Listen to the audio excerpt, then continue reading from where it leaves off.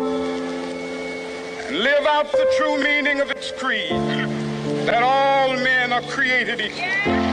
Reverend Sharpton, I want to commend you for the National Action Network's commitment to fight injustice and inequality here in New York City and across America. They said, y'all dream too much, but let me tell you something. If you don't start with a dream, you won't wake up and do nothing. National Action Network, they're the voice of the people. The people who, don't have a voice, they provide one for them. We need people like Al Sharpton who continue to hammer away at injustices.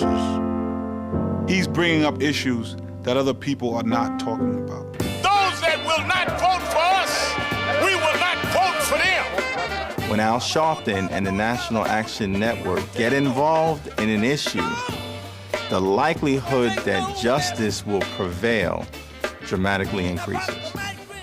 When you have tragedies like what happened to my family, who else do you have to turn to?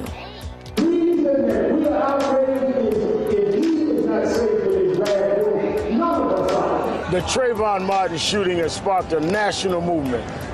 We're rallying, we're keeping the fight alive until George Zimmerman is arrested and we get justice for Trayvon.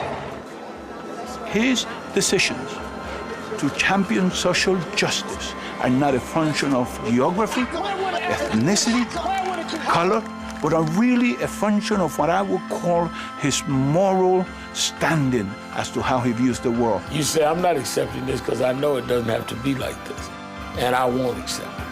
This isn't the National Satisfaction Network, this is the National Action Network. Voting rights is under assault. Literally 5 million people, according to the Brennan Institute, may be disenfranchised. This is human rights and civil rights and nonviolence day. How you gonna meet on King Day and not talk about the stuff Dr. King stood for? This man is the truth.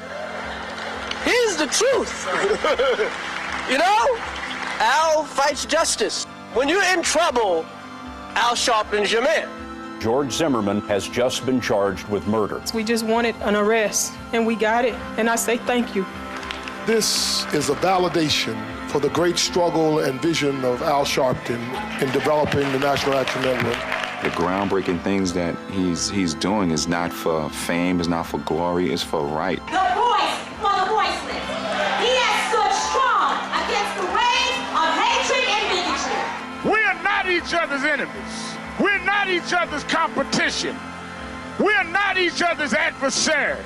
It's a very important message. How does it ultimately resonate? We've got to be mature enough to say we can be passionate and we can have some firm feelings, but that we don't have to poison the atmosphere. If you do what civil rights groups like the National Action Network have always done, if you put your shoulder to the wheel of history, then we can move this country towards the promise of a better day. I want to commend you for the work that you've done over the last 2 decades to lift up not only the African-American community, but the broader American family. That's what you're about.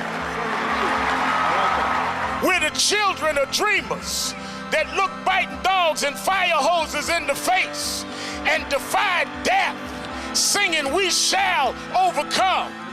If we lock arms like we did coming down Highway 80 and cooperate rather than compete, we can make America work for everybody.